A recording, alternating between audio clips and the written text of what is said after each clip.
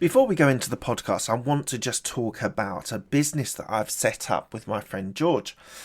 It is called the Podcast Introduction Group. So if you want to join and be able to be featured on 24 to 48 podcasts to be able to reach an amazing audience, this is the place you need to go to. Podcast, being a guest on podcasts, is automatically establishing you as an authority and is able to build your personal and professional brand. We handpick of a bank of podcasters that we have to be able to grow your business and brand. We do 100% of everything that needs to be done by my team. You do not need to lift a finger. You are able to expose yourself to new and relevant markets by going on other people's podcasts. You also are able to create brand loyalty. People will love listening to you and coming back to your products or services, and it's able to increase your revenue. So if you want to be able to get involved, you can sign up quickly, registered with an account manager. There's an onboarding call where we target the podcasts that you want to be on, the type that you want, whether it's entrepreneurship, business, health, fitness, whatever it is. We then match you to those podcasts and you can start your journey. We have regular catch-ups with our account managers, and Google ranks you when people search for you. So when people are searching for you, you're able to see your podcasts at the top of the list. So if you are interested in being a podcast guest on multiple podcasts, we are the place to go. If you go to podcastintroduction.com and go and register your details, we will have a quick call with you, match your podcast that you want to be on, and we can then start this process ASAP. Thank you so much for your time. I appreciate it. Back onto the podcast then.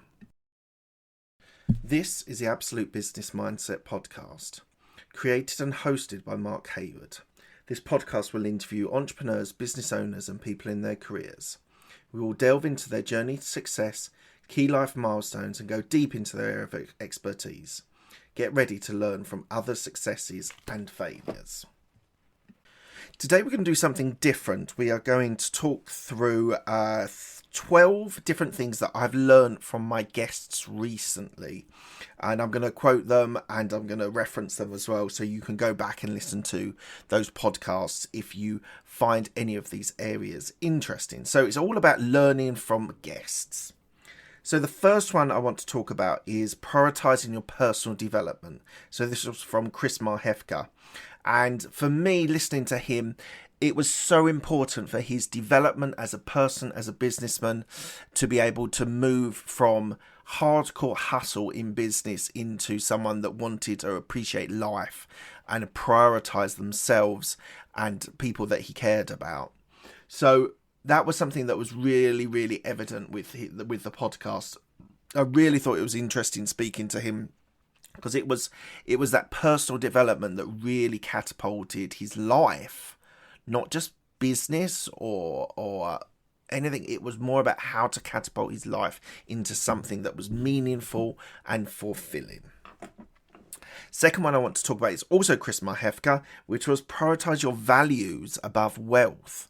So the guy was hugely successful with 3 businesses running parallel, and he worked incredibly hard to be able to develop them. But when he really stopped the hustle, the grind, the business, and took a step back, he went on an RV trip around America and slowed down his lifestyle to then prioritize things that he wanted to do. So values wise for him was so important, and he worked out that what he wanted was a more simple, straightforward, slower life. So I think we all should be thinking about those things. What are the values that make you happy and make you want to achieve your goals and dreams?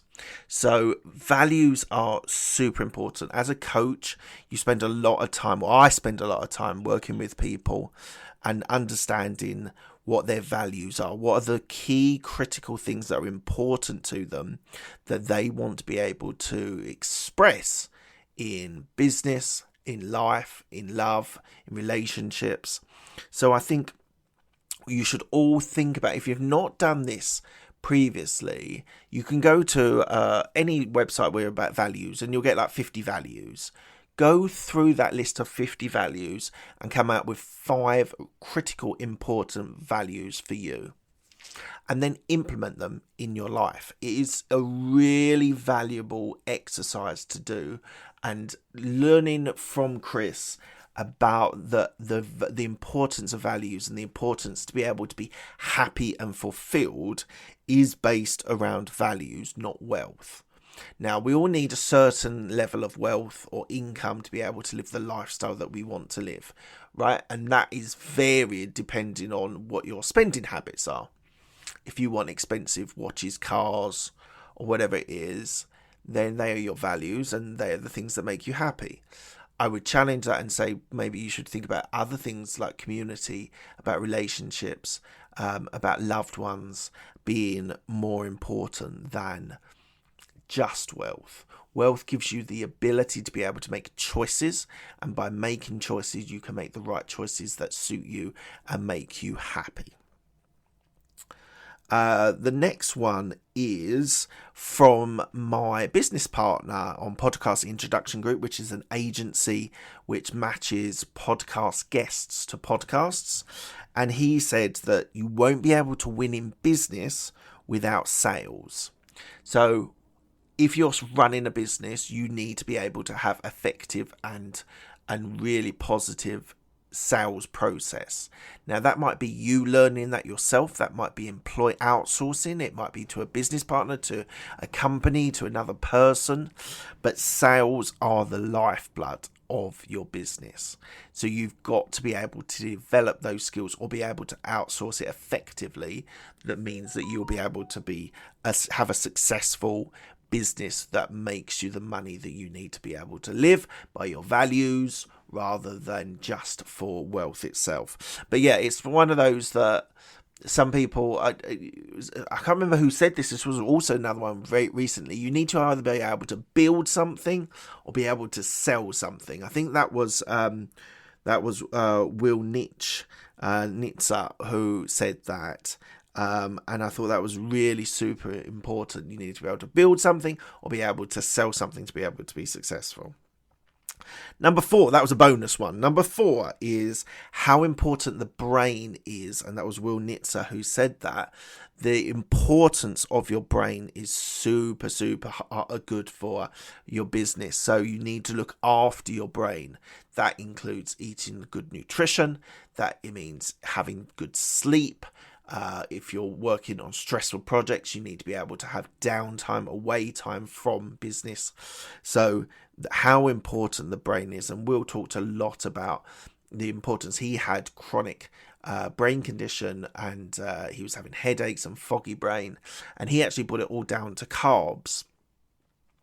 And the removal or the reduction of carbs was really what changed his brain function. So if it might be something that if you guys are suffering out there as a listener, that you're struggling with brain fog or not being able to think clearly, then maybe nutrition is something that you need to think about to be able to give your brain enough rest time and the right nutrition to be able to be successful.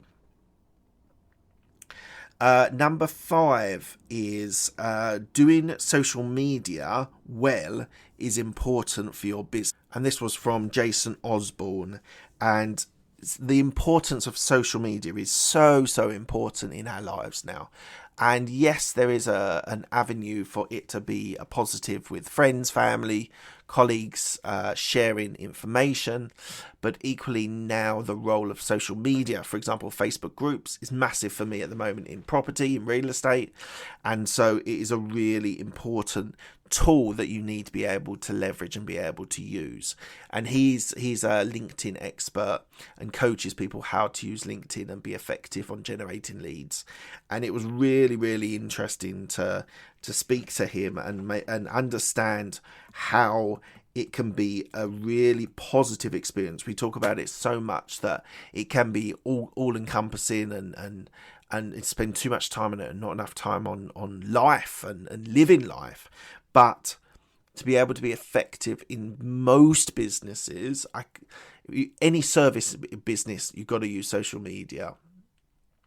any product, there's an element of using a website or social media for your benefit. So really do think about using social media in a positive way in your business life.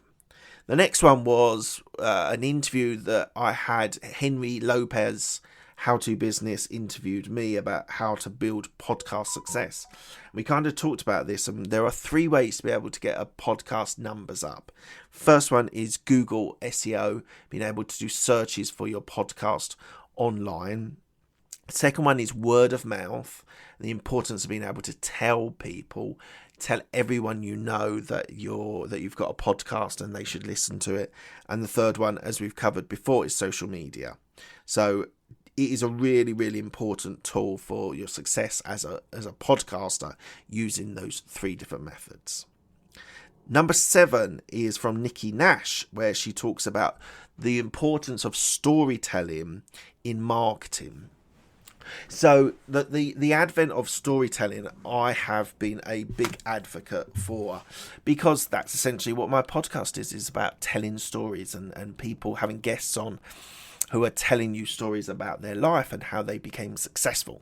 Whatever you define success is, that everyone is different on what their definition of success is. Sometimes it's monetary value, some of it's working with clients, being able to produce something, but that role of storytelling, and you'll find the best CEOs, business leaders, entrepreneurs are able to reference, any leader, let's say, is able to reference a story, an experience they had, which is why it's so important for marketing. It builds a story for your sales team to be able to sell. So if you've got an importance of marketing and you feel that marketing is critically important, think about using storytelling as part of it. Another one, number 8, is also from Nikki Nash as well, where she talks about something very obvious but very, very important, often underrated, is that building relationships is important for business and for life. So I don't really need to say that much. I think we all know if you're an entrepreneur, you need to be able to network, you need to be able to build relationships. If you're a podcaster, it's all about building relationships and getting the best out of them. If you're in property, it's all about being able to build relationships with estate agents, with vendors, with sellers, with mortgage brokers, with accountants. It's all about building strong relationships to be able to leverage, to be able to be successful in business. So this is something we all know, and probably a lot of us that are listening don't spend enough time on building relationships with people. They can become business partners, JV partners, they can become investors, they can become colleagues, friends. So important to be open-minded on how to be able to build relationships, to be able to see the potential in people, to be able to add value to them and for them to help you. So building relationships, always think about being a nice guy, being able to build a relationship, but also to be able to add value to their lives. So really, really important. Number 9, we have from John Briggs. He says the importance of tax and accounting is critical and it cannot be ignored. And I think that's often what, as entrepreneurs, sometimes think about. They sometimes think that sales and marketing is critically important, and don't get me wrong, it really is. But being able to save money with tax or be able to account accurately is so important and often so ignored by most people. And you need to work with an accountant on how to get the most efficient way of being able to account for your details. Equally, a lot of people, depending on the size of your business, but a lot of people say the importance of having a tax specialist as well as an accountant. And I've heard that a lot, well, not a lot, but I've heard that a few times recently. It has started making me think, because at the moment I'm using an accountant and thinking about if there are effective ways, different ways of being able to save money with tax might be a useful tool or a useful advisor beyond an accountant only. Number 10 is about it's Louise and Chris, the traders from Australia, where they talked about getting over self-sabotage.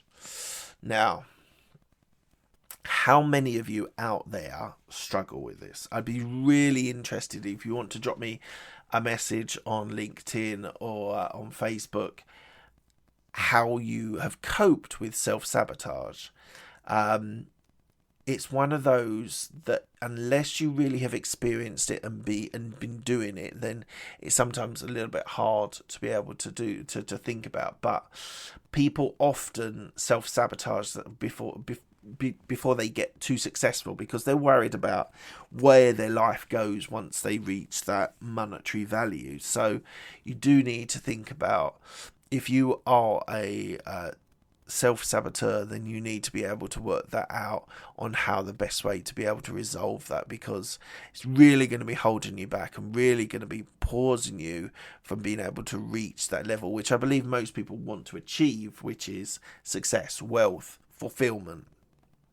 So do think about how you can stop self-sabotaging your life. Number 11, we've got 2 more left. Number 11 is also from Louise and Chris. This was Louise's one, which is the bliss zone, which is where passion meets skill and money. This is amazing. I love this quote. I love this sentiment that it's all great doing something that you love doing but doesn't make any money. That's a hobby. But you need to be able to find something where passion meets skill and money to be able to be successful, fulfilled, happy. So yeah, this is something I've been thinking about for a while, and now it's come doing this review again. It's really made me think about that importance of having that place where you love what you do and you're good at it and it makes you money. That is the ultimate trio to be able to make yourself happy, fulfilled, satisfied, love what you do. So you need to find that thing that does it, or it's a hobby. And it's fine to have hobbies. And a lot of people enjoy their lives by using the money they make from their job in a hobby. But don't confuse yourself of being able to make a business out of something that is your hobby. You need to be able to make money and have skill and be passionate about it. And then the last one is from Stephen Hoffman. Hopefully you've enjoyed these 12. Number 12, which is you can change careers and still be successful. Stephen jumped, I think he did 3 careers. It was, if memory serves me correct, it was video games, TV and film, and then venture capital. And they weren't a linear, they didn't just naturally lead to where he is now with venture capital. He had to take those steps and take those gambles, risks, to be able to be successful. And it gives me heart from moving from a corporate career into entrepreneurship and business owner, that people can change so I'm 41 years old now. And I've changed my career in the last 12 odd months, a little bit more than 12 months now. And so it can be done. It can be successful. You can be able to build awesome businesses, awesome career, as well as being able to be satisfied, fulfilled, happy. So if you're feeling blocked in, chained in, not being able to get to where you want to be, there should be hope from what Stephen says, that you can be able to have almost multiple careers in different parts of your life. Okay, guys, I hope you enjoyed that. That was 12 things that I learned from my most recent guests. So I chose about half a dozen interviews that I last did, and these were the things that were most important, sort of like quick quotes, but with a little bit of explanation behind that. So if you've enjoyed that and you'd like me to do more of this, then do let me know, and I would be happy to do more of these if it's helpful to be able to recap on the last 6 or so interviews. So if you've enjoyed that, do let me know, and thank you so much for your time. I really appreciate it. Cheers.